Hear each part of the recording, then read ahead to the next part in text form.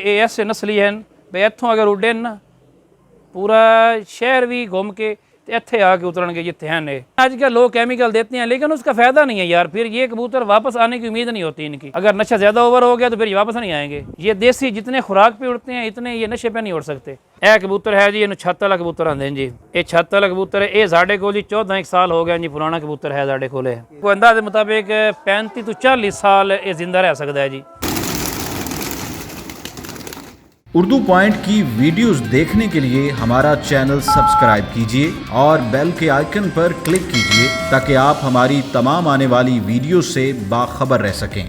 अस्सलाम वालेकुम जी, मेरा नाम है मोहम्मद ताहिर ख़ान, मैं शोरकोट से बिलोंग करता हूँ जी।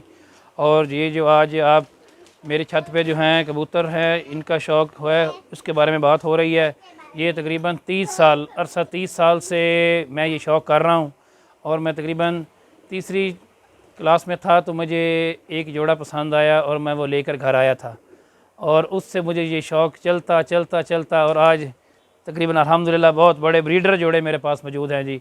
जो मेरे 14 साल 15 साल पुराने जोड़े जो मेरे हैं, वो जो मेरे बाजी में विन जोड़े हैं, मेरे बाजी के उड़े हुए हैं मेरे बाजी में, और वो हमने ब्रीडर लगाए हुए हैं। ये हमारे पास तकरीबन अल्हम्दुलिल्लाह 500 कबूतर हो गए जी।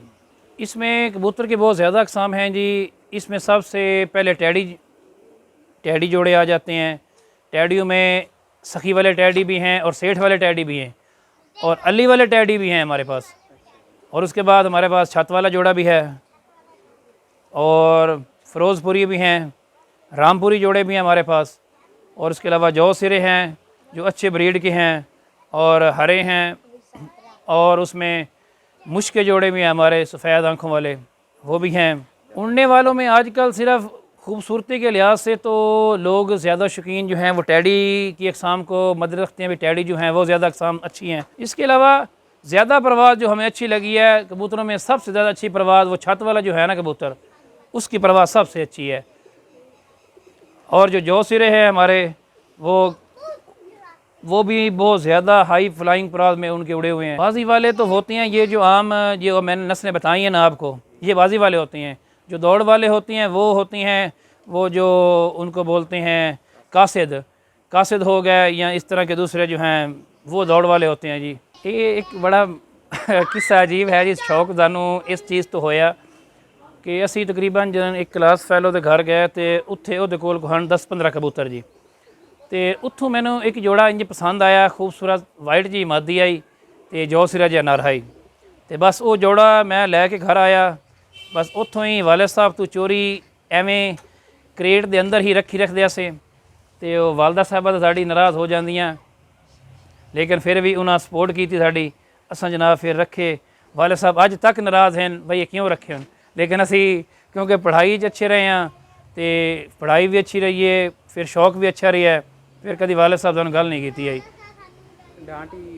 डांट तो दस रहे हैं भी हुण तक डांट पैंदी है। अज भी अब्बा जी कल भी परसों आए हुए कह रहे हैं भाई ये हुण ख़त्म कर दिओ, छोड़ दिओ यार, बच्चे वड्डे हो गए। पर ये हुण ख़त्म किवें होण यार, हुण 15-15 14-14 साल के साढ़े कोल ब्रीडर जोड़े वड्डे लाए नसी। हुण तो शौक ज़रा खूबसूरत हो गया बहुत ज़्यादा। हुण इतने अच्छे हैं जोड़े हमारे भाई, असी इन्हां दे बच्चे साढ़े बाहर नहीं गुम होंदे। बच्चे साढ़े ये ऐसे नस्ली हैं भाई इत्थों अगर उड्डे ना पूरा शहर भी घूम के इत्थे आके उतरनगे जिथे हैं। इस किस्म के जोड़े लगाए ना सी। हाँ, ये इतना मनूस हो गए हैं कि अब जब निकालते हैं ना तो हाथ में अगर कोई चीज़ भी हो ये उड़ उड़ के हाथों पे आके बैठ जाते हैं। जैसे कि आपने पहले देखा है भाई, इधर जब मैं हाथ दाना डालता हूँ वो उड़ उड़ के हाथों पे आ जाते हैं। अली भाई ये जोड़ा है जी एक हमारे पास, ये इसको बोलते हैं जी इंडियन लाख है। ये ओरिजिनल जोड़ा है जी हमारा, इसको इंडियन लाखा बोलते हैं जी। इनकी खासियत ये इनकी नीलियाँ आँखें होती हैं जी। और ये इंडिया में थी नस्ल, वहाँ से आई है जी, ये मशहूर हो गए हैं। फिर इनको इंडियन लाखा ब्रीड कहते हैं जी। 12 साल से कितना लगाव हो जाता है, जैसे एक बंदे को हर चीज़ से। ये परिंदों का हमारे साथ हो गया है। अब ये इतने हैं जी, अगर ये अंदर हों मैं बाहर आवाज़ लगाऊं तो ये अंदर पिंजरे के साथ उड़ उड़ के लगने लग जाते हैं। भाई ये अब आ गए हैं, हम बाहर निकालेंगे, हमें दाना डालेंगे। भाई इतना उनसे इनकी मोहब्बत हो गई है। कोई आदमी और आ जाए ये नहीं अंदर हरकत करेंगे। मैं ऊपर चढ़ता जाऊँगा, मेरी आवाज़ सुनते जाएंगे और ये पिंजरे के साथ जो है ना लगते जाएंगे।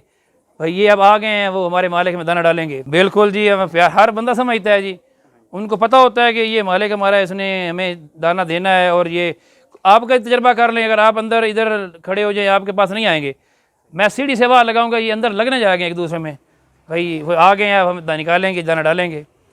इतना प्यार हो गया इनको हमसे अब। हाँ उड़ाते हैं, आजकल लोग केमिकल देते हैं, लेकिन उसका फ़ायदा नहीं है यार, फिर ये कबूतर वापस आने की उम्मीद नहीं होती इनकी। अगर नशा ज़्यादा ओवर हो गया तो फिर ये वापस नहीं आएंगे। ये देसी जितने खुराक पे उड़ते हैं इतने ये नशे पे नहीं उड़ सकते। इनका मज़ा ज़्यादा जो है उड़ाने का, ये अपने खुराक पे उड़ते हैं, जितनी खुराक अच्छी होगी उतना इनकी परवाज़ अच्छी होगी।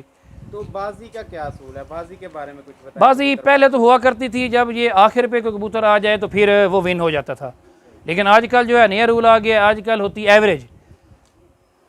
अगर 7 कबूतर उड़ाए हैं तो 7 कबूतर के हर 7 कबूतर के घंटे गिने जाते हैं। सुबह 6 बजे से जितने बजे तक आएगा उतने घंटे काउंट हो जाएंगे, फिर उसके हिसाब से जिसकी एवरेज ज़्यादा हुई वो जीत जाएगा। एक दिन की है या एक दिन ब्रेक लगा के फिर आगे दूसरे दिन फिर एक ब्रेक लगा के फिर अगर इस तरह भी उड़ रही हैं, अगर लगातार 3 दिन उड़ें तो उसका अपना मज़ा होता है, फिर कबूतर का मज़ा आता है उड़ने का भी। 12 साल 14 साल पहले के हमारे ये जो है कबूतर, ये हमारे 3-3 4-4 बाजियाँ उड़े हुए हैं कबूतर। ये हमने बाजियों में उड़ा के उसके बाद इनको जोड़ों में लगा दिया, ब्रीडर जोड़े बना दिए हैं। इनके अब बच्चे आगे इतनी परवाज़ करते हैं जिनकी इतनी परवाज़ इनकी है ना जी, इनकी बच्चों की उतनी परवाज़ है जिनकी इनकी वालदैन की परवाज़ थी। जी है टैडी कबूतर इन्हों आंदे जी, ये सेठ वाले टैडी हैं जी भाईजान। इन्हों की यह ज़रा खूबसूरती होंदी है, इन्हों की कबूतरों की यह मोमी नोक आउंदियां सफ़ैद, ए ज़रा वाल इत्थे चिट्टे दे हो जाएंगे होर थोड़ा जिहा। इन्हों की अख बिल्कुल वाइट होंदी है, सफ़ैद अख होंदी इन्हों की। ए जिहड़े टैडी कबूतर विखाए गए ना जी, ये ज़्यादातर अक्सरीत बाहर शहजादे बड़े पसंद करते हैं जी। सऊदी अरब के हो गए, कतर हो गए, दुबई, इस किस्म के जिहड़े शहजादे ना जी, ये बहुत वसी मिकदार है जित्थों लैके गए ने कबूतरों, उत्थे इन्हें जनाब इन्हों की ब्रीडिंग कराई है बहुत हाई क्वालिटी की, तो बड़ा अच्छा। इस टैडी कबूतर नाल कोई भी नर पा के तुसीं बच्चे उड़ा दिओ ना, वो तुहाडे बच्चे की परवाज़ बहुत अच्छी होएगी जी।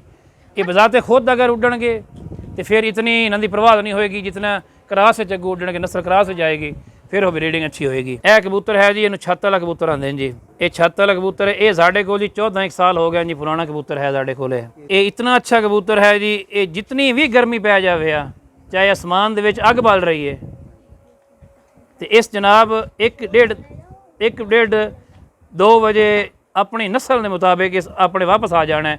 इस उत्ते जोर नहीं मारना भी, इस होर परवाह नहीं करनी, इस अपना टाइम बचा के आ जाना है। इस सब तू परवाह ये छत वाले सब तो अच्छे कबूतर सानूं पसंद लगे जी। अगू इन्होंने बच्चों की भी वो खसीयत है जितनी यदि अपनी खसीयत है जी। यह कबूतर है जी जौ सिर नवांदे जी। यह बड़ी अजीब नस्ल के कबूतर होंदे जी। ये बज़ाहिर किसी लिस्ट च नहीं आते, लेकिन इन्हां दी परवाज़ जिहड़ी है ना जी, ये बहुत आला क्वालिटी की है जी। ये भी तकरीबन 10 साल तो साढ़े कोले भी 3 बाजियाँ उड़िया है, 3 बाजियाँ। ये विन कबूतर है साडा जी, वड्डा बड़ा पुराना। ये भी उन्हें ब्रीडर चला दिता जोड़े च। यदि अख वेंदे पे एक जी मोती होंदा है, निक्का जिहा जरा है बिल्कुल, बड़ी अजीब जी अख है इस कबूतर की जी। लिखा जाता है भी कोई अंदाज़े मुताबिक 35 तो 40 साल ये जिंदा रह सकता है जी। हाँ जी, इन्हों की औसत उम्र तकरीबन 35-40 साल होंदी है जी। अब ज़्यादा भी हो सकती है या इस तो थोड़ी बहुत कम ही हो सकती है, लेकिन 35-40 साल औसतन कहा जाता भाई इसकी उम्र है जी। असी इन्हों के बच्चे सेल भी करने हैं जी, किसी भाई दोस्त लैने होवन, असी उन्होंने अच्छे बच्चे उड़ान वास्ते, एक होंदा ना जी नमैशी बच्चे, असी गरंटेड उन्होंने कहांगे भी ये उड़ते हैं। इन्हों की टाइमिंग इतनी है तो इतनी नस्लियाँ ने बहुत ज़्यादा, जेड़े इनू एक दफ़ा तुसीं इनू अपने अड्डे ते ला के ना जी फिर इन बेशक छोड़ दिओ जी, असी गरंटी ना रखेंगे भी इंशाल्लाह अपने घर ही उतरनगे, बाहर नहीं जाते। बस इन वेच छेज के इन्हों का दाना पानी भी चल जाता है जी, घर का भी रोटी सर्कट चलता रह जाता है जी, इन्हों के नाल ही फिर मुंसलिक रहिंदा है। तो इस तरह ये असी शौक भी किया है और साडा बिजनेस भी है जी। भाई कोई शौकीन भाई अगर लेना भी चाहन तो असी फिर उन्होंने उस नस्ल का जोड़ा कहणगे असी जोड़े के बच्चे दे सकते हैं। साडे कोलों जी हर नस्ल का कबूतर मौजूद है जी। लोग कुछ होंगे जी छतरी वाले ढांगी वाले मशहूर होंगे सफ़ैद रंग के, वो भी लेना चाहन वो भी साडे कोल मौजूद हैं।